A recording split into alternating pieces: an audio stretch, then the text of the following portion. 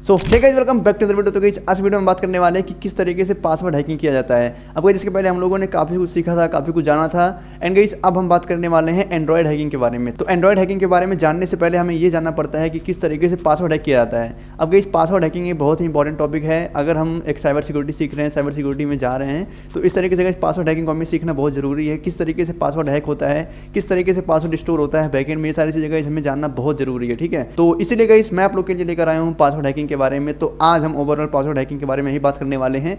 And यहीं से start करते हैं हम एंड्रॉयड हैकिंग के बारे में। अब गाइस सबसे पहले जानेंगे पासवर्ड हैकिंग क्या होता है। तो यहाँ पे अब ऐसा तो नहीं होगा कि आप अपना सिस्टम खोलो, उसके बाद बैठो यहाँ पे और उसके बाद गाइस आप किसी का एंड्रॉयड हैक करने लगो, किसी का फोन हैक करने लगो। ठीक है, तो इस तरीके से नहीं होता है। उसके पहले हमें जानना पड़ता है उसके बारे में, आखिर क्या चीज़ है, किस तरीके से काम करता है। तो गाइस वहीं से हम स्टार्ट करने वाले हैं ताकि आप लोग को अच्छी तरीके से क्लियर हो और आप लोग को अच्छी तरीके से समझ में आए। ठीक है गाइस, तो यहाँ पे सबसे पहले हम बात करने वाले हैं कि किस तरीके से पासवर्ड हैक किया जाता है और किस तरीके से पासवर्ड एक हैशिंग के रूप में कन्वर्ट होता है गाइस। ठीक है, ये सारी चीज़ें गाइस हम इस वीडियो के अंदर जानने वाले हैं। तो अगर आप लोग को वीडियो पसंद है, वीडियो को लाइक कर देना और चैनल को सब्सक्राइब करना मत भूलना भाई, सब्सक्राइब बहुत जरूरी है, तो आप लोग सब्सक्राइब कर देना। बाकी गाइस हम आने वाले वीडियो में काफी कुछ सीखने वाले हैं। अब यहाँ से गाइस हम लोगों ने एंड्रॉयड हैकिंग तो स्टार्ट कर दी है। अगर आप लोग भी सीखना चाहते हो तो चैनल को सब्सक्राइब करना मत भूलना भाई। साथ साथ गाइस अगर आप लोग को कुछ एडवांस सीखना है तो आप लोग टेलीग्राम चैनल और व्हाट्सएप चैनल को भी ज्वाइन करने ताकि आप लोग को वहाँ पे सारे कुछ अपडेट मिलते रहे और आप लोग को एडवांस टूल के बारे में जानकारी होता रहे। ठीक है, तो या गाइस आप लोग भी सब्सक्राइब करके अपने एक नए जर्नी का शुरुआत कर सकते हो और हमारी जर्नी का भी पार्ट बन सकते हो। ठीक है, तो इसे सब्सक्राइब कर देना।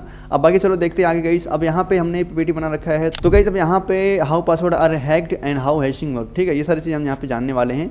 तो सबसे पहले हम बात करते हैं कि आखिर पासवर्ड किस तरीके से हैक किया जाता है। बेसिकली पासवर्ड हैकिंग का मतलब ये होता है कि एक हैकर बिना परमिशन लिए किसी के सोशल मीडिया अकाउंट या फिर कोई और अकाउंट का पासवर्ड जान लेता है या फिर उसको ब्रीच कर देता है, पासवर्ड को क्रैक कर लेता है। ठीक है, जिससे कि एक हैकर उस आदमी का पासवर्ड जानने के बाद उसके सोशल मीडिया अकाउंट को हैक कर सकता है या फिर उसके कई ऐसे पर्सनल डेटा को भी लीक कर सकता है और उसके बाद उस चीज़ का मिसयूज भी कर सकता है। ठीक है, मान लो कि आपका कोई दोस्त है जिसका नाम रोहन है। अब रोहन क्या करता है, अब वो सारे अपने अकाउंट का पासवर्ड जो है बहुत ही सिंपल रखता है, जैसे कि रोहन 1 2 3 या फिर 1 2 3 4 5 6, इस तरीके से, मतलब बहुत ही सिंपल रखते हैं पासवर्ड। अब आप उसके दोस्त हो, आप अगर उसका पासवर्ड गेस करते हो, अब क्योंकि भाई आप तो जानते हो कि उसका क्या वीकनेस है, वो तो मतलब हर जगह अपने सिंपल पासवर्ड लगाता है, तो आप भी वही सोच करके उसके अकाउंट को हैक करने का ट्राई कर रहे हो। जैसे कि इंस्टाग्राम हो गया, तो आप उसकी आईडी को उठाए तो उसके आईडी का आप अपने फोन में लॉगिन कर रहे हो। ठीक है, अब वहाँ पे आप पासवर्ड गेस कर रहे हो कि ये क्या रख सकता है।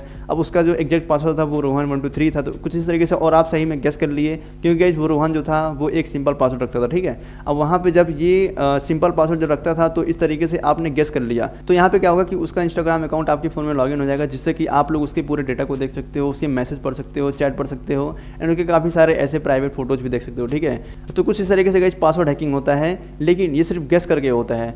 तो यहाँ पे जो सबसे बड़ी वीकनेस थी वो गाइस था उसका सिंपल पासवर्ड रखना, जैसे रोहन 1 2 3। ठीक है, अब यहाँ पे गाइस काफ़ी सारे ऐसे हैकर्स होते हैं जो गेस कर लेते हैं और ऐसे काफ़ी सारे सॉफ्टवेयर या फिर वेबसाइट्स भी आते हैं और टूल्स भी आते हैं जहाँ से पासवर्ड गेसिंग का टूल होता है, उसका यूज़ हैकर करता है ताकि उसको अच्छी तरीके से क्लियर पासवर्ड मिल सके उसको और कम टाइम में मिल सके। ठीक है, जो कि उसका एग्जैक्टली पासवर्ड ही होता है। कुछ इस तरीके से एक हैकर यूज़ करता है गाइस। तो ऐसे केस में गाइस एक हैकर का सबसे बड़ा जो वल्नरेबिलिटी होता है वो एक वीक पासवर्ड ही होता है। ठीक है, तो कुछ इस तरीके से पासवर्ड हैकिंग किया जाता है। अब हम बात करते हैं कि हैशिंग किस तरीके से होता है। यहाँ पे गाइस एक पासवर्ड जो होता है वो बिल्कुल एग्जैक्टली उसी तरीके से नहीं स्टोर होता है बैकएंड में, बल्कि एक हैशिंग के फॉर्म में स्टोर होता है।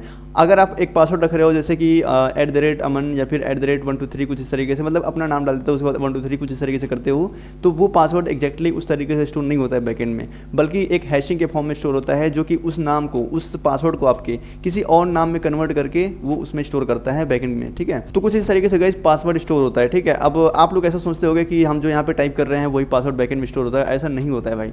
हैशिंग के फॉर्म में स्टोर होता है। वीक पासवर्ड जो होता है गाइस ये हैकर के लिए काफी इजी पासवर्ड हो सकता है, जो कि हैकर हैक कर सकते हैं बहुत इजी तरीके से। ठीक है, तो इसीलिए हमें वीक पासवर्ड को नहीं रखना चाहिए।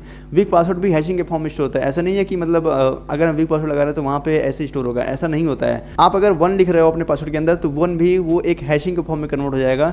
लाइक वहाँ पे ई भी लिखा जाएगा या फिर कुछ और लिखा जाएगा, 1 की जगह पे आई लिखा जाएगा, तो कुछ इस तरीके से पासवर्ड होता है। अब ऐसे काफ़ी सारे टूल्स भी आते हैं जहाँ पे पासवर्ड गेसिंग किया जाता है। अब मैं आगे आप लोगों को बताता हूँ कि ऐसे कौन कौन से टेक्निक हैं जो हैकर उसको अपनाता है किसी के पासवर्ड को जानने के लिए। अब यहाँ पे एक टूल होता है जिसका नाम है ब्रूट फोर्स अटैक। ठीक है, ब्रूट फोर्स अटैक जो होता है यहाँ पे ये एक ऑटोमेटिकली टूल होता है जहाँ से हम पासवर्ड को गेस कर सकते हैं और ये हैकर का एक फेवरेट टूल होता है। ठीक है, तो इसीलिए हैकर इसको काफ़ी ज़्यादा इस्तेमाल करता है पासवर्ड गेस करने के लिए।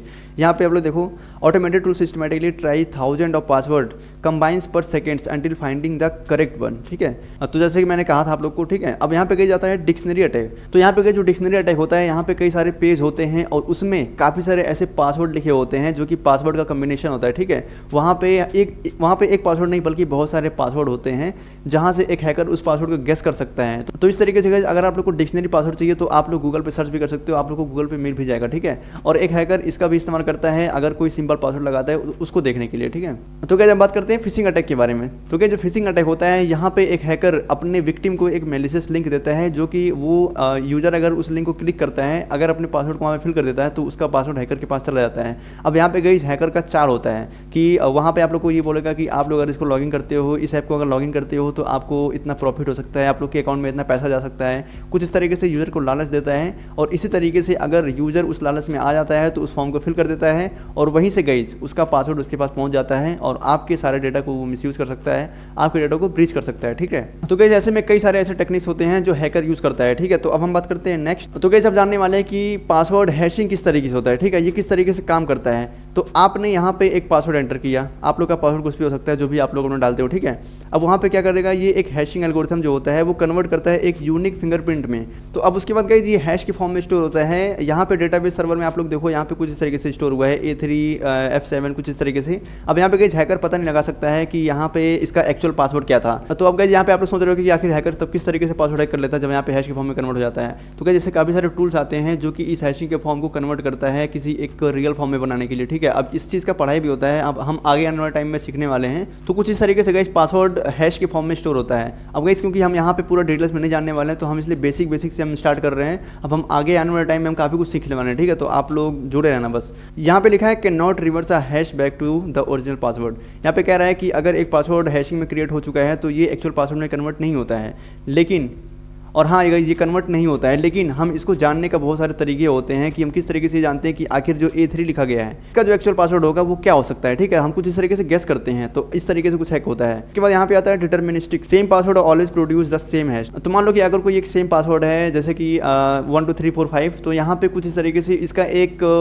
अपना आइडेंटिफिकेशन होगा, ठीक है। तो वो ये यहाँ पे एक दूसरा यूजर है और यहाँ पे कोई दूसरा यूजर है, ठीक है। तो ये अपने ID से 1 2 3 4 5 मान लो ये दोनों का पासवर्ड सेम है लेकिन ID अलग है। तो कुछ इस तरीके से इन दोनों को सेम हैश मिलेगा क्योंकि इन लोग का जो नंबर है पासवर्ड है वो बिल्कुल सेम है। तो कुछ इस तरीके से कहीं स्टोर होता है। नेक्स्ट हम बात करने वाले कि हम किस तरीके से अपने डिवाइस को प्रोटेक्ट करें, किस तरीके से हम पासवर्ड को बचाएं अपने कि वो लीक ना हो पाए, ठीक है। तो सबसे पहले जो मेथड आता है हमें यूज करना है एक यूनिक पासवर्ड और जो कि वो बहुत स्ट्रॉन्ग होना चाहिए, ठीक है। अब हमें सिंपल पासवर्ड नहीं लगाना है, वीक पासवर्ड नहीं लगाना है। अब उसके बाद गाइस हमारे कई सारे ऐसे जो सॉफ्टवेयर होते हैं कई सारे एप्लीकेशन के अंदर जहाँ पे वो एप्लीकेशन या फिर वेबसाइट वो 2 फैक्टर ऑथेंटिकेशन प्रोवाइड करता है, तो हमें इस चीज़ का यूज़ करना चाहिए। बेसिकली गाइस इसका फायदा ये होता है कि अगर कोई ऐसा आपका दोस्त या फिर कोई और है जो कि अपने डिवाइस में आपका ID लॉगिन करना चाहता है, ठीक है। अब वहाँ पे उसको लॉगिन करने से पहले आप लोग के पास एक OTP आएगा। अगर आप लोग उस OTP को उसके पास शेयर कर दो तो उसके डिवाइस में लॉगिन हो जाएगा, लेकिन अगर आप लोग नहीं करते हो तो आप लोग का पासवर्ड बिल्कुल आप लोग के पास ही रहेगा, आप लोग का ID कहीं नहीं जाने वाला, ठीक है।